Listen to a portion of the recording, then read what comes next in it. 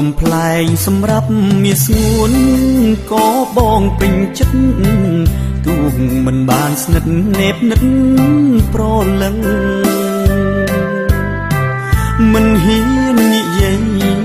ពីងស្នេហ៍ខ្លាចស្រីនាងខឹងសុំត្រឹមអូនដឹងប៉ុណ្ណឹងក៏ព្រម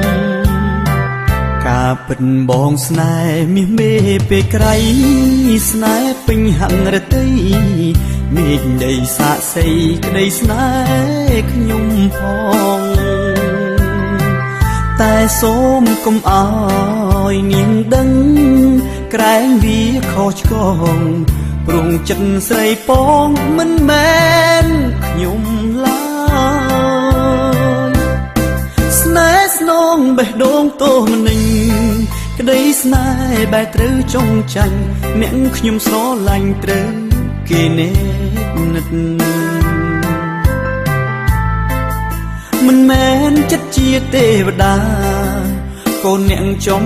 ការពិនពិនចេះឈឺដួងចិត្តវោមិនដឹងទេបើសិនសាលបងសារភាពថាស្នេហ៍ខ្លាចណាស់ខ្លាចតែស្រងកែវមាសមេអូនមិនប្រណីលែងឲ្យខ្ញុំជួបមុខនាងខ្ញុំនឹងខ្សិនខ្សៃចិត្តសែនព្រួយភ័យស្ដីមិនរួចឡើ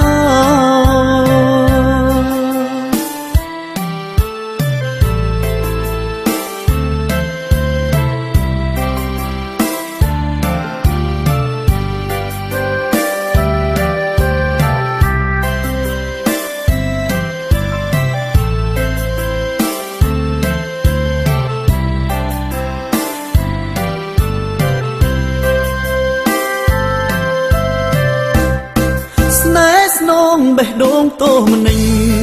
ក្តីស្នេហ៍បែរត្រូវចង់ចាញ់អ្នកខ្ញុំស្រឡាញ់ត្រូវគេនេបនិតមិនមែនចិត្តជាទេវតាកូនអ្នកចំការពិនពិនចេះឈឺដួងចិត្តវោមិនដឹងទេបើសិនសាលបងសារភាពថាស្នេហ៍ខ្លាចណាស់ខ្លាចតែស្រងកែវមាសមេអូនមិនប្រណីលែងឲ្យខ្ញុំជួបមុខនាង